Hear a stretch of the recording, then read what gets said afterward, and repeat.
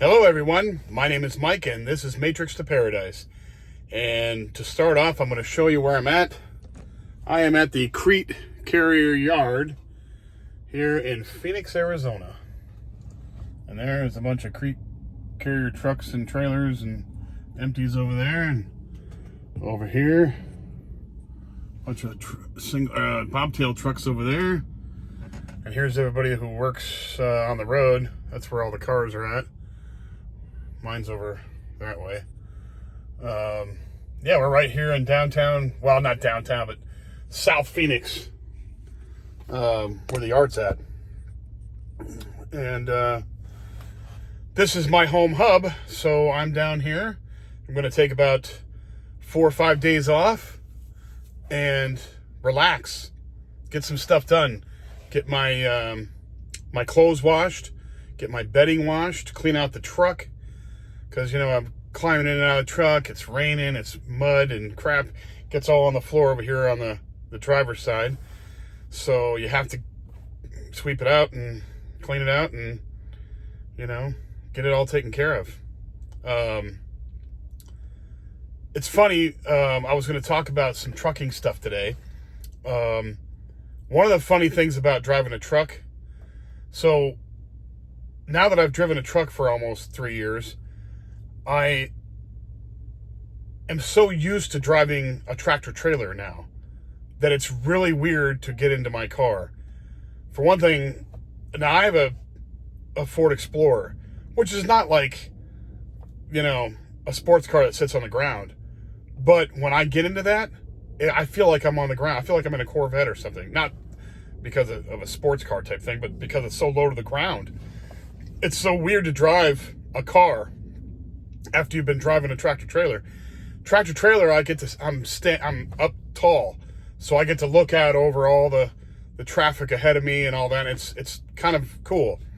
It helps out to be tall as a tractor trailer, obviously, because you want to watch out for all the stuff that you might run into, or, you know, scan ahead for anything because it takes longer for you to brake.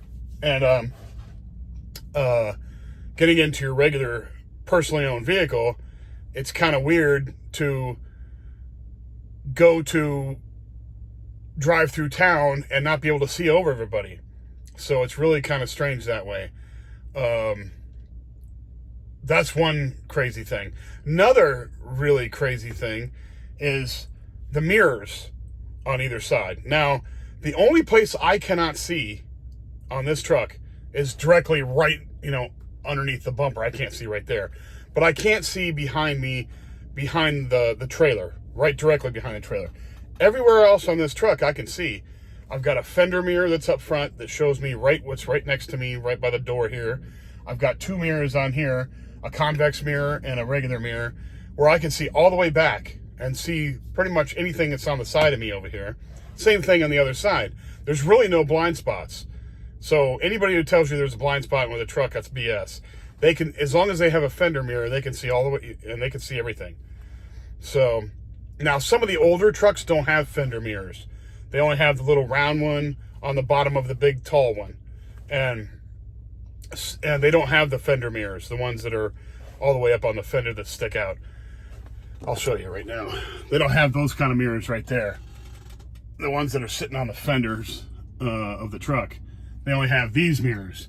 But in the older trucks, they had the big long mirror right there, the top one, and then they had a little circle mirror on the bottom.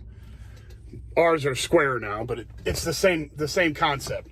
But they didn't have those fender mirrors. Those fender mirrors are very, very, very important because they'll show you what's right next to you.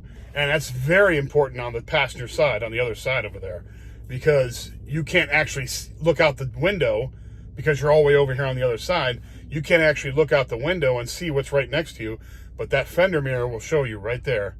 So you're not going to run into anybody. So I get in my regular vehicle. Now I have a rear view mirror, but I don't have one in here because obviously there's nothing to see back there. There's a trailer in the way. So I don't have a rear view mirror. These are my rear view mirrors on either side. But it's hard to get used to using the rear view mirror again. And then the 2 small side mirrors on the side of your car. It's just you don't have as good a view. I mean, I find myself looking back over my shoulder to make sure there's nobody over on my blind side or on the back side of my vehicle. And that's just strange because I can see everything in my mirrors on my truck.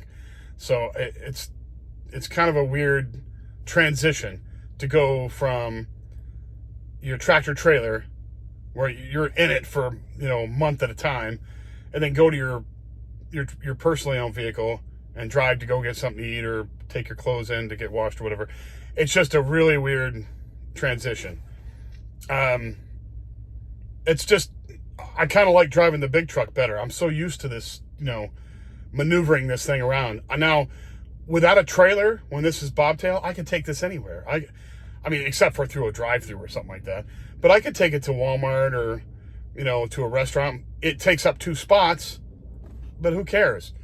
You could take this anywhere. I'm used to maneuvering this thing everywhere. I know how big it is.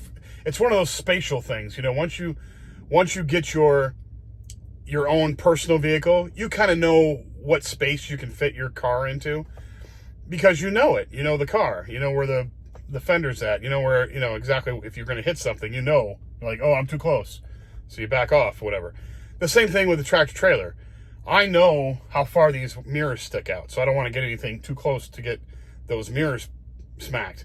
Or when I'm getting close to, like if there's a curb or a rock or something up ahead of me, I know exactly where the mirror or where the front of this truck is at, so I don't hit anything up there and tear up the truck.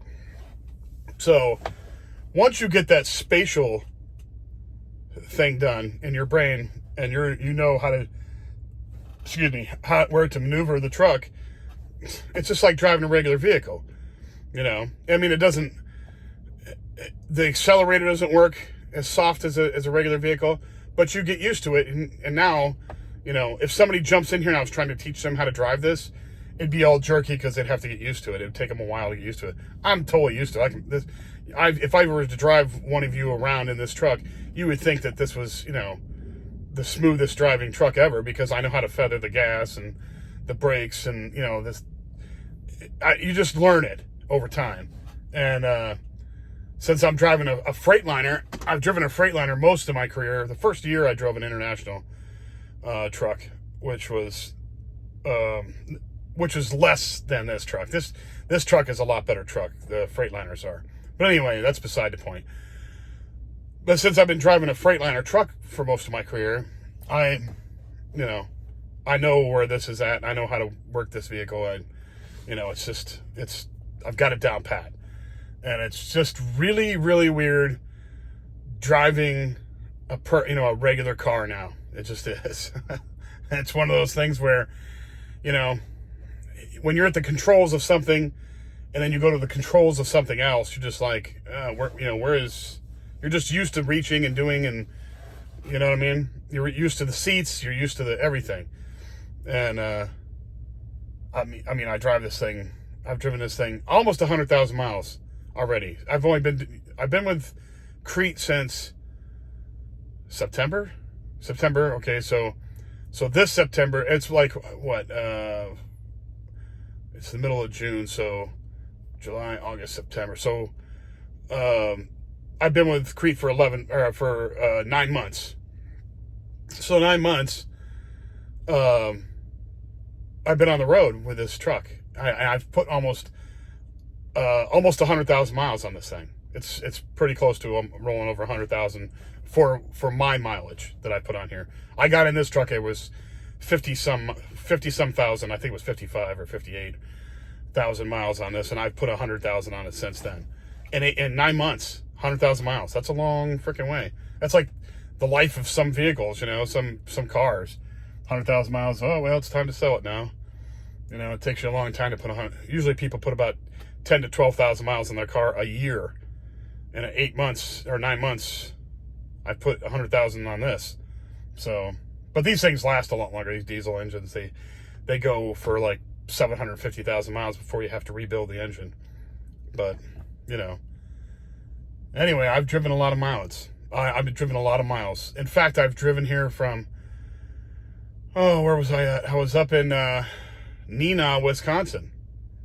I've got a video out, maybe 2 videos back, where I was in Neenah, Wisconsin.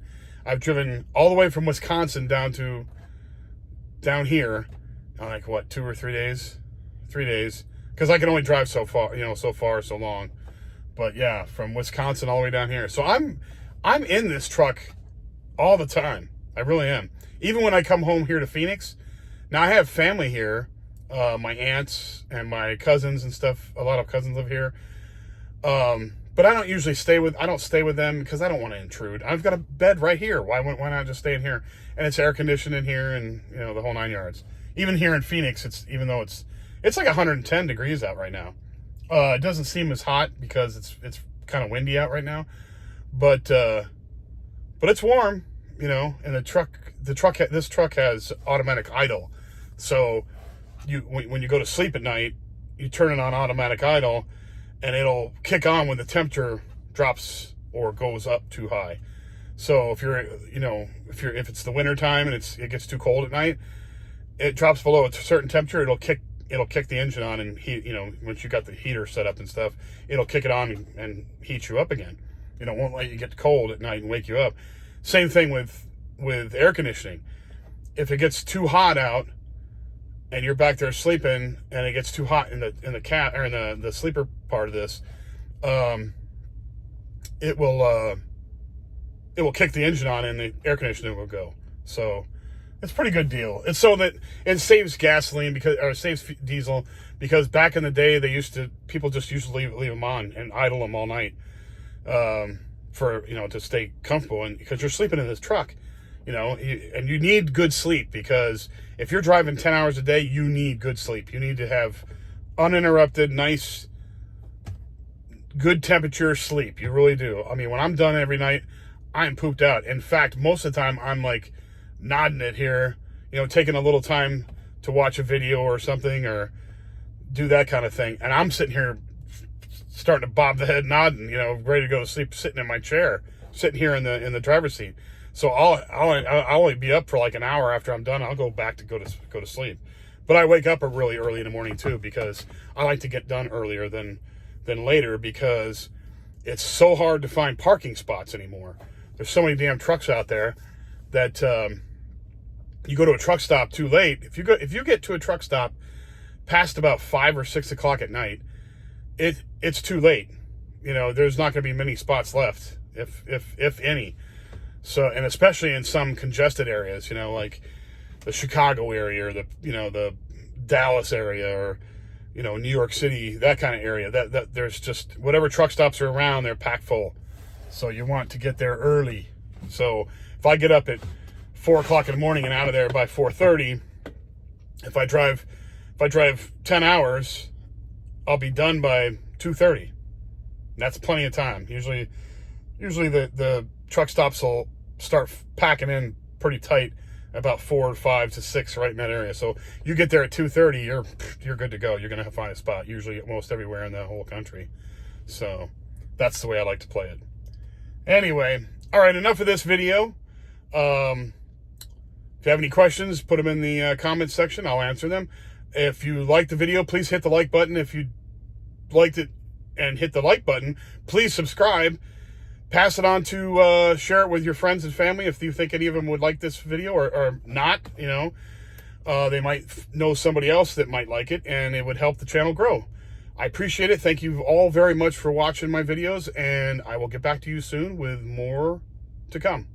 Bye now.